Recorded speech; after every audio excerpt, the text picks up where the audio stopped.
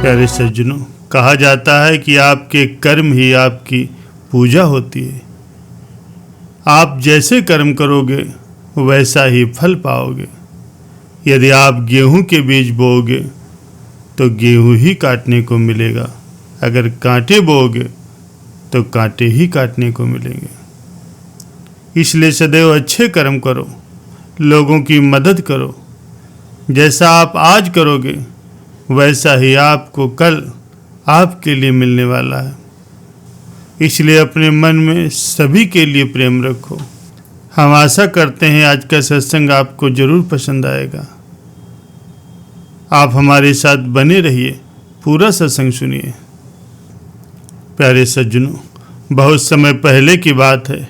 एक दिव्य नगर नाम का एक छोटा सा राज्य था, जहाँ पर एक करुणा और दया के सागर, बहुत ही दयालु, सब पर रहम बरसाने वाले, सबकी प्यास बुझाने वाले, सब पर कृपा करने वाले एक महान राजा रहा करते थे।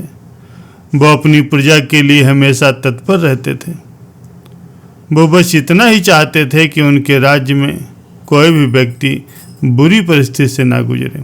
सभी लोग अपना जीवन खुशी खुशी बिताएं और सब लोग मिलजुल करके आपस में रहें। वो सब पर अपनी कृपा बरसाता था, सबकी मदद करता था। वो सबका हितैषी था और इसी वजह से पूरे राज्य वाले उसे पसंद करते थे और पूरे ठाठ से वो उस राज्य में राज करता था। उसके राज्य में सारी प्रजा बहुत ही प्रसन्न और आनंद में जीवन जी रही थी। राजा के मन में एक ख्याल आया कि क्यों न मैं एक दिन के लिए अपना रूप बदलकर अपनी प्रजा के बीच में अपना पूरा दिन बिताऊं, ताकि मुझे पता चल सके कि मेरी प्रजा कैसे अपना जीवन जी रही। उनकी ज़िंदगी में कहीं कोई दुख, कष्ट, परेशानी और तकलीफ़ तो नहीं है जो वो मुझे बताने में घबरा रहे हैं या खुलकर मुझे बताना नहीं चाहते। अगर मेरे रहते किसी को कोई तकलीफ़ आती है तो मैं उनकी समस्या को अपनी समस्या समझकर उसे दूर करने का प्रयास करूंगा। और सुबह होते ही राजा अपना रूप बदलकर अपनी प्रजा का हाल चाल जानने के लिए वो गांव की ओर निकल पड़ता है, ताकि राजा अपने अच्छे राजा होने का प्रमाण अपनी प्रजा को दे सके। अगले दिन राजा फिर से अपना रूप बदलकर गांव में भ्रमण करने के लिए निकला और वो चलते चलते एक जंगल की ओर जा पहुंचा। जंगल में जा कर के वो अपना रास्ता भूल गया और उसके सैनिक भी उससे बिछुड़ गए। राजा को कुछ समझ में नहीं आ रहा था कि अब मैं क्या करूं, और राजा को भूख भी बहुत लगी थी। तो राजा आगे बढ़ा और उसे एक नदी के किनारे एक छोटी सी कुटिया दिखाई दी। वो उस कुटिया को देखकर राजा बोला, जरूर उसमें कोई रहता होगा और वहाँ से शायद मुझे खाना भी मिल सके। वो अपने घोड़े को पेड़ के नीचे बांध देता है। कुटिया के द्वार खोलकर राजा कुटिया के अंदर प्रवेश करता है। राजा को पता नहीं था ये कुटिया किसकी। राजा ने आवाज़ लगाई, कोई है? तो उसे कोई भी दिखाई नहीं पड़ा। तब राजा कुटिया के बाहर आया तो उसे एक पेड़ के नीचे एक साधु गेरुआ रंग के कपड़े पहने योगासन में बैठे हुए दिखाई दिए। राजा आगे बढ़ा तो उसकी नज़र आसपास के माहौल पर पड़ी। उसे अच्छे अच्छे फल फूल दिखाई दिए, हरियाली दिखाई दी, पेड़ पौधे, पक्षियों की आवाज़ें उसे सुनाई दी, कुछ जानवर भी दिखाई दिए और नदी का साफ सुथरा पानी दिखाई दिया। ये देखकर राजा बहुत प्रसन्न हुआ। वो साधु के पास गया, उनके चरणों में जा कर के उसने नमन किया। साधु को आहट मिली, किसी के आने का एहसास हुआ। साधु की योग अवस्था टूट गई। साधु की निगाहें जब राजा पर पड़ी तो उन्होंने देख कर ही उसे पहचान लिया कि ये जरूर किसी राजघराने से है, क्योंकि राजा के चेहरे पर उसका तेज ही इतना था। राजा ने साधु से कहा, गुरुजी, मैं अपना रास्ता भटक चुका हूँ। अब मुझे समझ में नहीं आ रहा कि मैं किधर जाऊँ। मुझे जोरों की भूख भी लगी। क्या आप मुझे खाने के लिए कुछ दे सकते हैं? तब साधु ने राजा को अपनी कुटिया में ले जा कर के कुछ फल दिए जो काफ़ी मीठे और स्वादिष्ट थे। राजा ने उन फलों को बड़े प्यार से खाया और उससे रहा नहीं गया तो गुरुजी से पूछा कि ये फल इतने मीठे और स्वादिष्ट कैसे? मैंने आज तक इतने मीठे और स्वादिष्ट फल नहीं खाए। क्या आप मुझे बताने का कष्ट करेंगे कि इतने मीठे और स्वादिष्ट कैसे? तब गुरुजी ने कहा कि जिस राज्य का राजा इतना दयालु और करुणाशील हो, सबकी मदद करने वाला हो, तो उस राज्य के फल खट्टे कैसे हो सकते हैं? ये फल तब तक मीठे रहेंगे जब तक कि राजा अपनी प्रजा का हितैषी बना रहेगा, उनकी मदद करता रहेगा। राजा को साधु की ये बात थोड़ी अजीब लगी। उसने सोचा, गुरुजी की इस बात का पता तो मैं लगा करके ही रहूँगा कि उन्होंने ऐसा मुझसे क्यों कहा। राजा ने फिर गुरुजी से आज्ञा ली और अपने राज्य की ओर चला गया।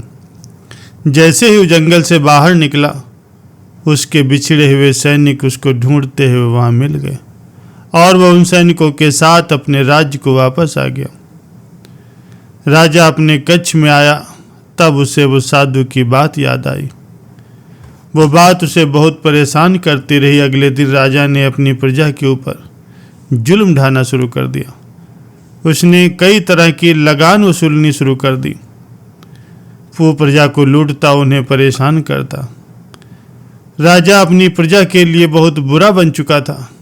जितना वो अपने आप को प्रजा की नज़रों में गिरा सकता था, उस हद तक उसने आप को गिरा लिया।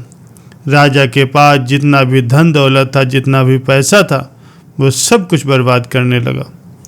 वो अय्यासियाँ करता, अपने उल्टे सीधे शौक पूरे करता। प्रजा का पैसा पानी की तरह बहाने लगा। उसे प्रजा का ख्याल बिल्कुल नहीं रहा। अब वो पूरी तरह से बदल चुका था, क्योंकि उसके मन में कुछ सवाल उठ रहे थे जिनके जवाब उसे जानने थे। कुछ दिनों के बाद वो राजा फिर वापस उसी जंगल में गया और नदी के किनारे उसी कुटिया में पहुंचा। तो वहां जाकर के उसने देखा कि वहां का माहौल पूरी तरह से बदल चुका था।